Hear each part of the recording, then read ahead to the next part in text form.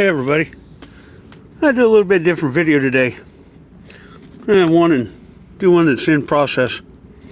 I took a Matchbox 56 Ford and took it all apart, and I put different wheels on it, and I cut the chassis and stretched it by this much right here because I wanted to put like a tow truck rollback bed on it. And so I mixed up the paint to get this color on the truck itself. I still have to paint the rollback and mount it and kind of stuff, but the rollbacks is that bed is it's handmade, scratch built. But anyway, when I'm done, I'll build a race car and set it on the back.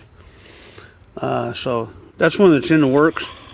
Not quite done yet, but I thought I'd show off kind of a in process type. I tried to make all the decals for it, made some little mirrors for it, touch up all the chrome trim and such, and made this bed here. I put hopefully the right amount of supports on it so the bed will set level, set about where it should.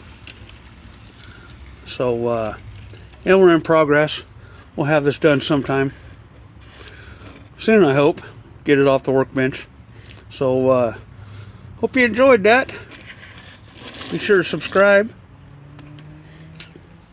and come back and check out some more when I put them up. Thanks for watching, guys.